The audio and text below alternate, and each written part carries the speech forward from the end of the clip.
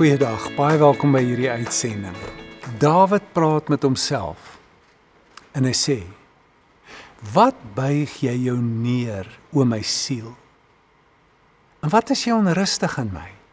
Hoop op God, want ek sal hom nog loof, die verlossing van my aangesig en my God. Dawid het agtergekom wat binne in hom gebeur. Hy leef nie net met waarneming van sy eksterne wêreld en gebeure nie.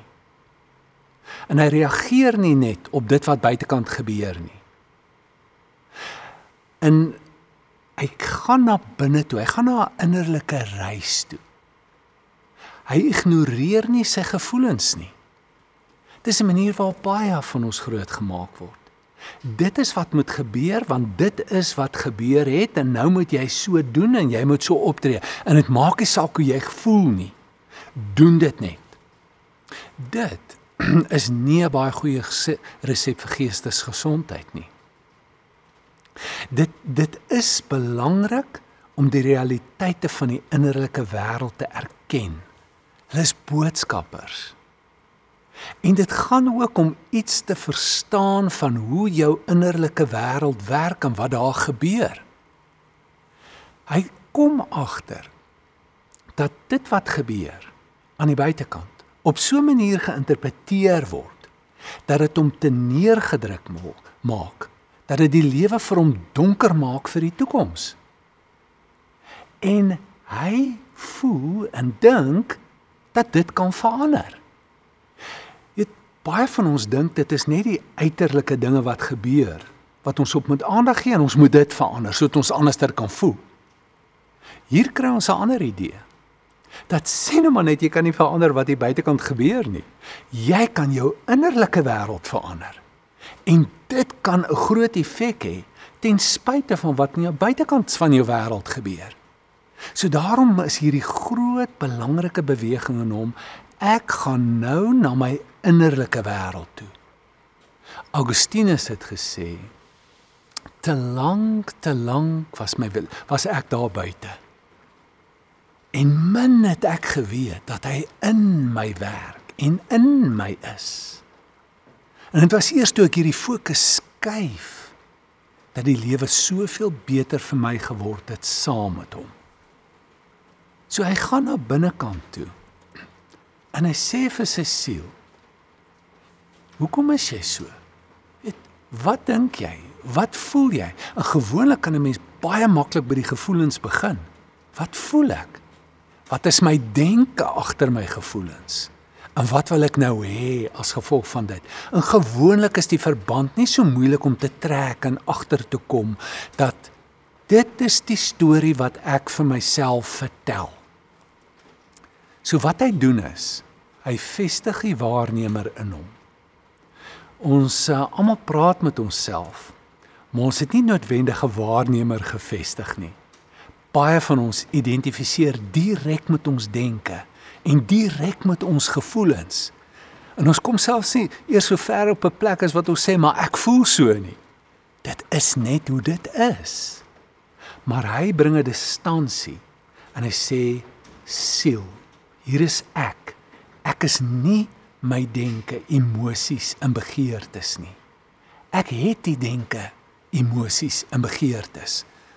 En dit was die groot ou mystikus, Johannes van die Kruis, wat gesê het, maar dit gaan verby. En hy die Spaanse nada gebruik, wat, dis nie dit nie, dis niks. So wanneer ek kyk, dan kan ek sê, maar dit gaan verbygaan. Wat ek ook nou al waarneem, hoe ek nou ook al daaraan dink, dis die aard van denke, van die funksionering van die siel. En soveel van ons genesing vind plaas binnekant, deur net ons denke te gevoel, en net met dit te sit. Dit gaan verby. 'n Vriend van my, hy's 'n dominee, hy het by Stellenbosch 'n kursus gedoen in mindfulness. Het hom 'n hele paar R1000 gekos, en ek vra toe vir hom, wat is jou groot wegneem uit hierdie 2 jaar kursus uit? En hy sê vir my, die groot wegneem is dat ek het agtergekom wat dink ek. Ek het agtergekom wat die aard van my denke is. Ek is heeltyd besig om te werk in my kop. In die toekoms in te gaan, preke uit te werk, aanbiedinge uit te werk, alles wat ek moet doen, is dit waarmee ek heeltyd besig is. En ek sê, so?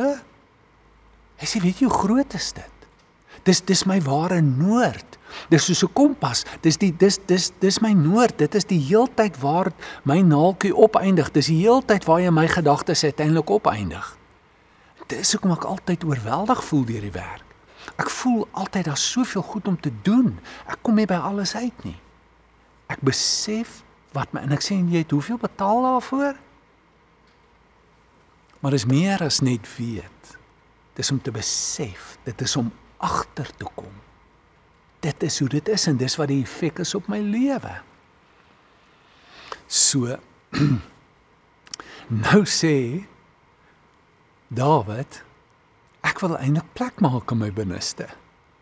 Want my kop is so vol. Daar's nie plek vir hoop nie. En nou vra hy eintlik vir sy siel, vir sy denke, kom, gaan, laat dit los.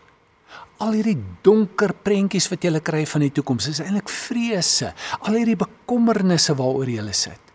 Laat dit gaan, hoop op God. Hoop op God, skuif jou fokus weg van al hierdie goed af en draai dit op Jesus. Hy is die anker van jou geloof en van jou hoop, van jou siel. Deur dit te doen, skep jy spasie. Hoop kan inkom wanneer jy te vol is en jou gemoed te vol is, daar plek vir niks anderster nie. Maar wanneer jy leeg raak en jy spreek hierdie behoefte uit, skep jy ruimte binne jouself vir nuwe moontlikhede. Laat gaan en dit open die deur vir hoop om binne te kan kom. Kom ons bid saam. Vader, ons dankie vir die woord wat U vir ons gee. En dankie dat ons ten spyte van groot bekommernisse, groot neerslagtigheid, na U toe kan draai.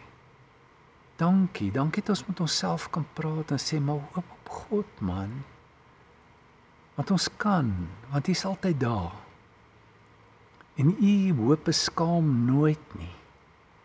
Ons dankie dat U ons kan vul met hoop in Jesus se naam. Amen.